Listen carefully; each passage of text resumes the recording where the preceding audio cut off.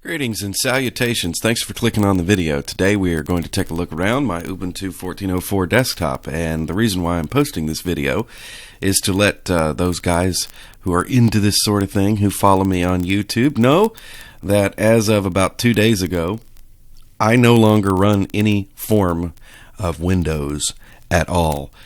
Basically what happened was that on this very machine I'm recording this video on, there was a video playing, and all of a sudden here comes the blue screen of death, and the machine shut itself down. And I have been contemplating moving completely away from Microsoft for a long time, and that just seemed to be the final straw. There was absolutely nothing challenging going on the machine. It just decided to quit working altogether. And I did all the diagnostics and checked all the hardware, and everything was fine. And so I was like, okay, that's it, that's enough.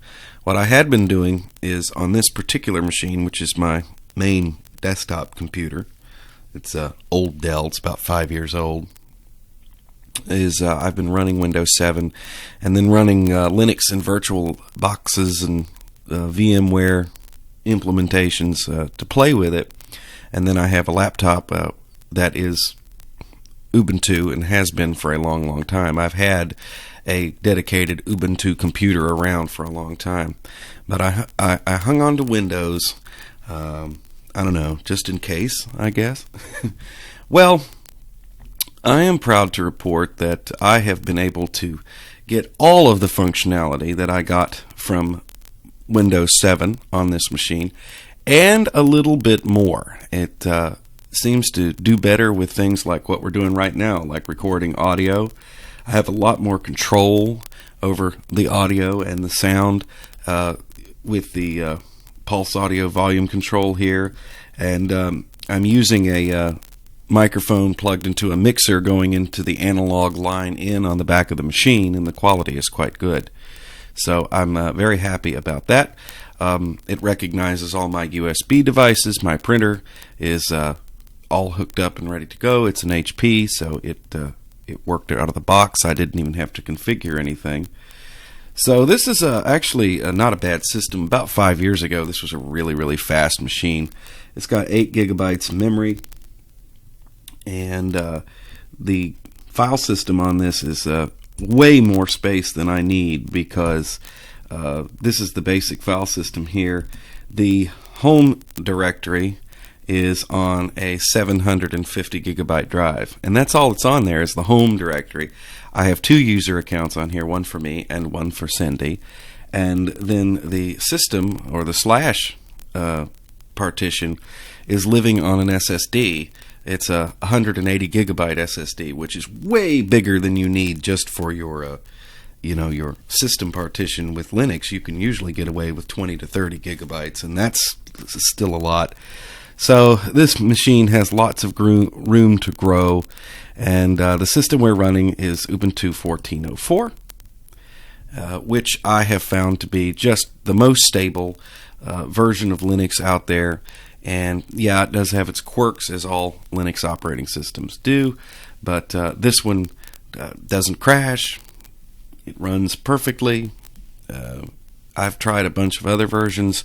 I was playing around with Ubuntu GNOME for a while, which is really nice, but after a while the GNOME desktop got on my nerves and I had to get rid of it. So let's take a real quick look around the machine. For those of you who have seen my Linux videos before, you're pretty familiar how I set this up. This is the dash. This is the software on the machine.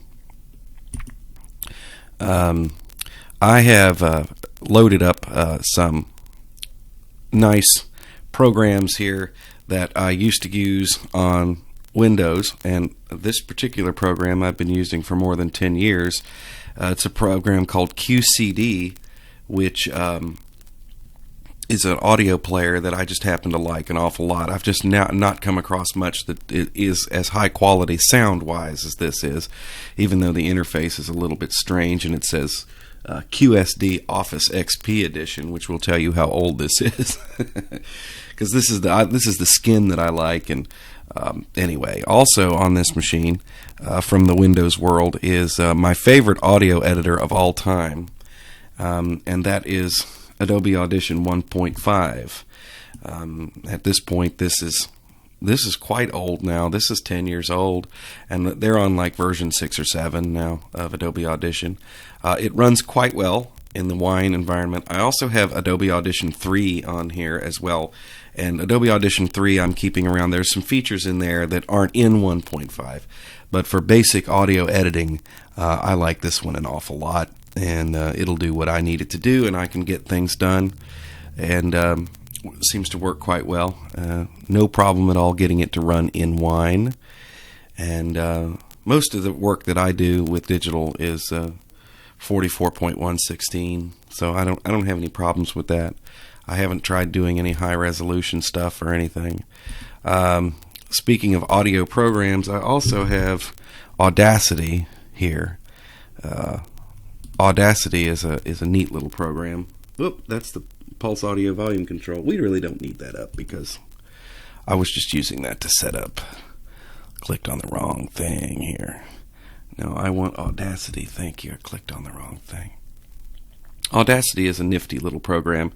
It's a basic editor for Linux. There are some very hardcore audio editors. Ardour is probably the most well-known. It's really quite good, but a bit more complicated than what I need for the things that I end up doing, which is just, recording things and turning them into MP3s and things like that. Got all kinds of neat stuff here. This is a nice program that actually I've used for a long time on Linux, and it's called Audio Tag Tool. And if you have a large collection of music, as I do, then it is nice to be able to keep up with your tags and make sure that they're tagged properly. I used to use a program called Audio Grabber to rip music from CD. Now, I don't do a lot of this these days, but I like to have it around. Unfortunately, Audio Grabber doesn't seem to work well in the Wine environment, so what I did was I went ahead and got the Linux ripper here, which is really nice. And it's called Asunder, and Asunder works quite well. Very simple little program. Just put your disk in, choose the tracks, it creates the files, and off you go. And it also supports a lot of formats. It'll do FLAC, it'll do OGG, it'll do anything you want. I'm still encoding in good old MP3 though, because I've got about 23,000 MP3 files. So I tend to just go with the flow. High bitrate MP3 files, but MP3 files nonetheless for you audio people. Look, I just use it to listen on the computer. Doesn't have to be super high quality and that sort of thing. One of the challenges here of moving over to the Linux environment was video editing. I was using the Windows Live video editor, and that's a simple little editor, and it gets the job done. You can't do too much with it, but for what I was doing, it works, So the best video editor that I know of for Linux, and most people will agree with me on this, is KDN Live. Bit more complicated. I'm actually learning it. Was looking at the documentation last night, how to do certain things, and I will be using it to render this video down to an MP4. So, no big deal. Just got to learn a new piece of software. Let's see, what else is here? Of course, we have LibreOffice. LibreOffice I have used on Windows since it came out. Actually, I used to use it when it was still the OpenOffice was the only one, and then LibreOffice is a fork of OpenOffice. So that comes with Ubuntu, and that'll take care of all my word processing and spreadsheet needs and things like that. So that's cool. And that's pretty much the whole system at this point. Oh, there was another thing that was really quite interesting I'll tell you about before I wrap this up, is that when I was running Windows, I actually had a video appear on YouTube about how to do this. I had written a script, a batch script is what they call it in DOS and Windows, to do a backup to a backup drive. And I didn't like any of the commercial backup software. So when I switched 100% over to Linux, I wasn't using the Windows backup anymore on this machine. So what I did was I intended to use rsync, which is a utility that's in most Linux distribution that allows you to copy from one place to the other with all these other features. Well, I went to look up exactly how to do that and to get it to do what I wanted it to do. And I found out about this lovely little utility, which is called grsync. And here it is. It's really quite simple. Basically, this generates the rsync command to back up your world, and as you can see here, I've got it set to back up the home directory and put it on the backup drive, and it makes an exact copy on that drive, and all I got to do is turn it loose, and once you get all the files copied, rsync will copy what's changed, what you've added, and it will also delete things from the backup that you have deleted on, the main home folder. And that's pretty cool. So that seems to work real well. And I also use the rsync program to sync up the files on the other computer on the laptop. And this is going to be my environment here. Ubuntu 14.04, supported until 2019.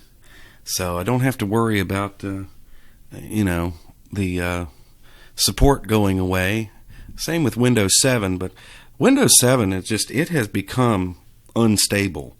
Maybe it's because I had an old installation that probably needed to be reloaded anyway. Excuse me, sip of coffee. But it started just doing kinds of weird stuff, and I got tired of fighting it. Of course, it's Windows. Windows always does weird stuff and has done weird stuff.